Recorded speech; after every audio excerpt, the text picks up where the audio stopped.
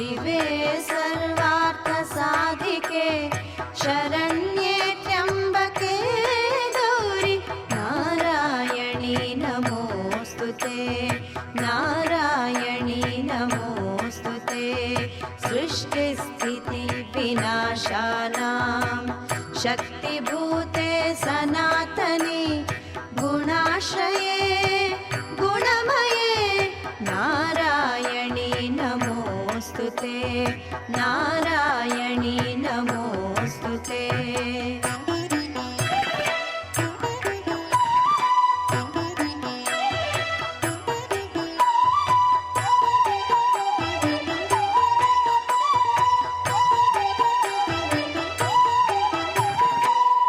शरणागत दीनार्थ परित्राणपरायणे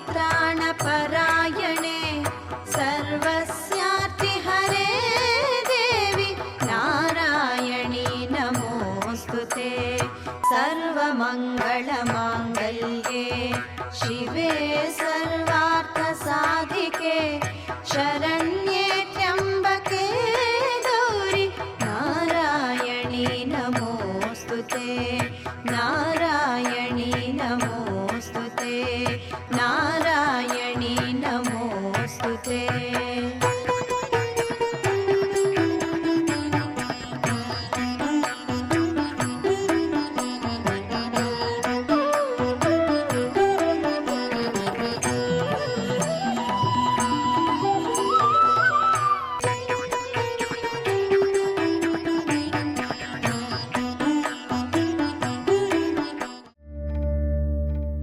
இப்போ நம்ம முன்னாடி இருக்கிற பிரச்சனை சுந்தரியோட கல்யாணம்.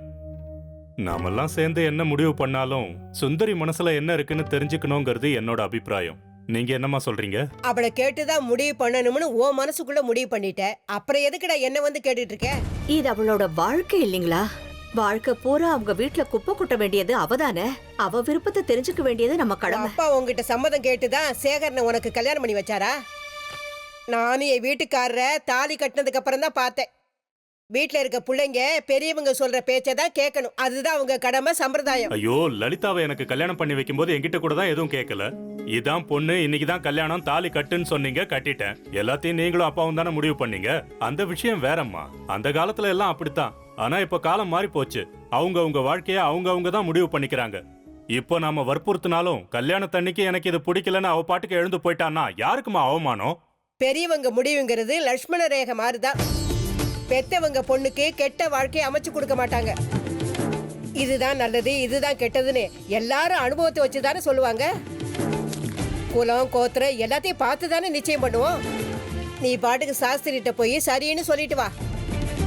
நடக்க வேண்டியது ஒரு மங்கள காரியம். சும்மா அவளை கேட்கறன்னு நல்ல காரியத்தை கெடுக்காத. இல்லத்த, சுந்தரிய ஒரு வார்த்தை கேட்கலாம், அதுக்கப்புறம் மத்தத முடிவு பண்ணலாம். அந்த காலத்துல இப்படி எல்லாம் ஒண்ணு கிடையாது.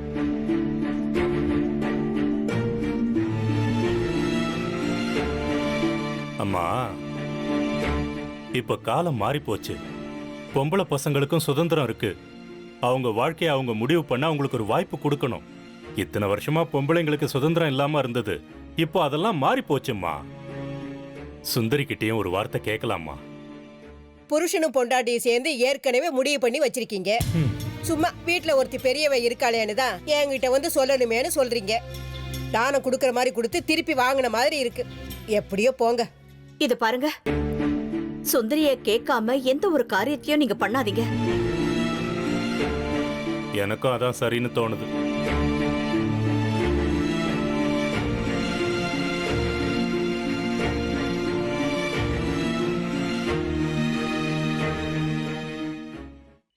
சுந்தரி,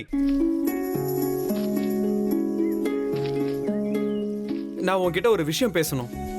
எனக்கு நிறைய வேலை இருக்கு, அப்புறமா பார்க்கலாம். சுந்தரே, இந்த கோவிலோட வருங்கால தர்மகர்த்தா இவரு. அவர் கூப்பிட்டு இருக்காரு, நீ பாட்டு போய்கிட்டே இருக்க. எவ்வளவு திமிரு உனக்கு! நாளைக்கு கல்யாணம் பண்ணிக்க போறவர்கிட்ட இப்படியா நடந்துக்கிறது? அவர் உட்காருனா உட்காரணும், நில்லுனா நிக்கணும், அப்படி நடந்துக்கணும். அதுக்காக தான் சொல்றேன், இப்பவே சொல்ற பேச்சு கேட்டு ஒழுங்கா நடந்துக்க பழகிக்கோ. என்ன சொன்னீங்க? கல்யாணமா? யாருக்கு கல்யாணம்? வேற யாருக்கு? உனக்கு தான். எங்க சின்னையா சச்சிதானந்தத்துக்கும் உனக்கும் தான்.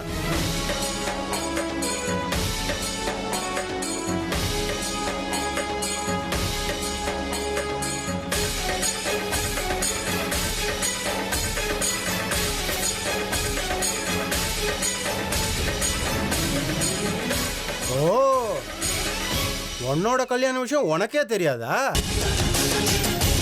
இல்ல தெரிஞ்சிருந்தும் ஒன்னும் தெரியாத போல நடிக்கிறியா?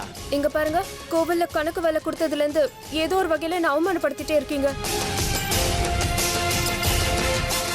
எந்த அவமானத்தை வேணாலும் நான் தாங்கிப்பேன். ஆனா இப்படி கல்யாணத்தை பத்தி எல்லாம் என்கிட்ட பேசாதீங்க. என்னால தாங்கிக்க முடியாது. சரிம்மா, நான் சொல்றது பொய்யாவே இருக்கட்டும். உன் கூட பிறந்திருக்கானே வித்யாசங்கரன், அவனை கேளு, அவனுக்கு தெரியும். என்னைக்கு கல்யாணங்கிறத கூட அவனே உனக்கு சொல்லுவான்.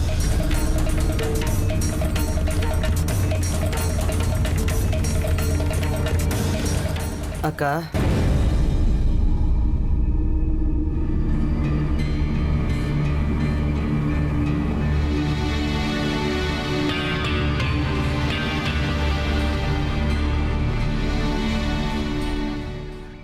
வித்யா, என்னடா இதெல்லாம்?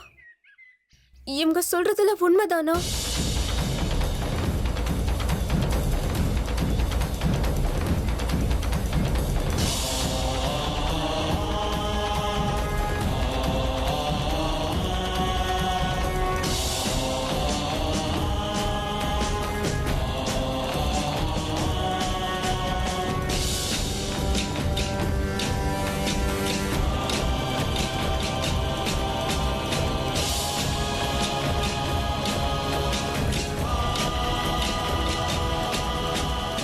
ஏண்டா யாருமே என்கிட்ட சொல்லல?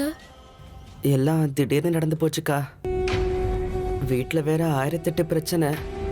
எல்லாரும் ஓரளவுக்கு அமைதியான அப்புறம் உன்கிட்ட சொல்லணும்னு காத்துட்டு இருக்காங்க. ஆட்டை பலி கொடுக்கும்போது தண்ணி தெளிச்சு அதை சம்மதம் கேட்பாங்களாம். நீ சொல்றது அப்படி இருக்குடா. அது எப்படிடா ஒத்துக்கும்? செத்து போயிடுமே.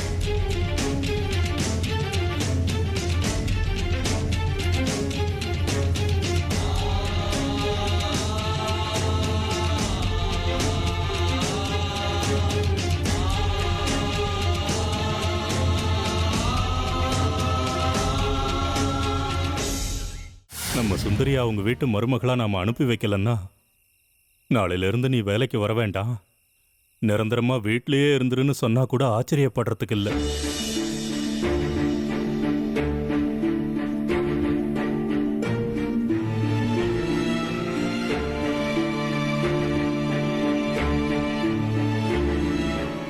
சுந்தரி கல்யாணத்துக்கு ஒத்துப்பான்னு நம்புறேன். பாப்போம்.